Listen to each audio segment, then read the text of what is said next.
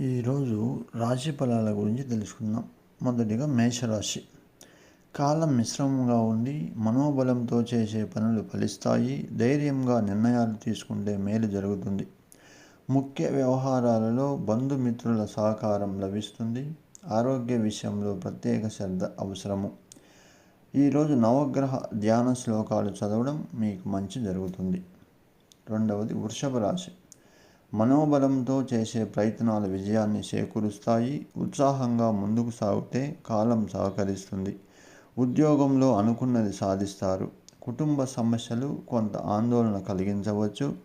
వ్యాపారంలో మంచి అవకాశాలు ఉన్నాయి. సూర్యధ్యానం చేయడం ఈరోజు శుభకరం.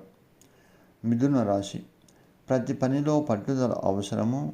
పనులు ఆలస్యం జరగకుండా ముందు చూపుతో వ్యవహరించాలి. ఏకాగ్రత లేకపోతే పని పునరావృతం అవుతుంది. అజాగ్రత్తకు తావి ఇవ్వకండి. ఈరోజు నవగ్రహ ధ్యాన శ్లోకాలు చదవడం మీకు మంచి జరుగుతుంది. కర్కట రాశి. అనుకున్న పనులు సక్రమంగా పూర్తవుతాయి. మనోధైర్యమే మీకు ప్రధాన బలము. కీలక వ్యవహారాలలో కుటుంబ సహకారం మేలు చేస్తుంది. పట్టుదలతో పనిచేస్తే మంచి పేరు వస్తుంది. ఉద్యోగ వ్యాపారాలలో అనువయజ్ఞం సూచనలు ఉపయోగపడతాయి. నవగ్రహ ఆరాధన శ్రేయస్సు ఇస్తుంది. తదుపరి రాశి సింహరాశి. లక్ష్యాన్ని దృష్టిలో ఉంచుకొని ముందుకు సాగాలి. వ్యాపారంలో కాలం అనుకూలంగా ఉంది.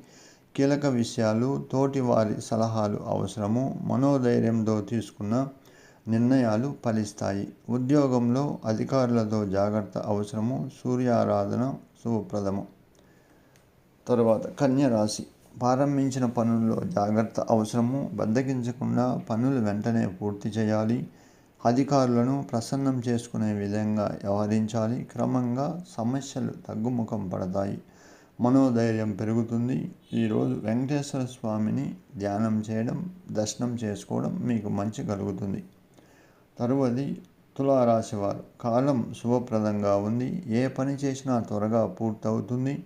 సమాజంలో మీ పేరు ప్రతిష్టలు పెరుగుతాయి. ఉద్యోగ వ్యాపారాలలో అనుకున్నది దక్కుతుంది. ఒక్క సంఘటన మీ మానసిక బలాన్ని పెంచుతుంది.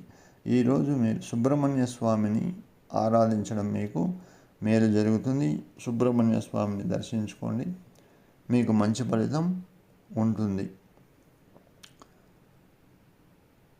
ఈ రాశి ఫలాలు తులారాశి వరకు. తర్వాత వృశ్చికం, ధనస్సు, మకరం,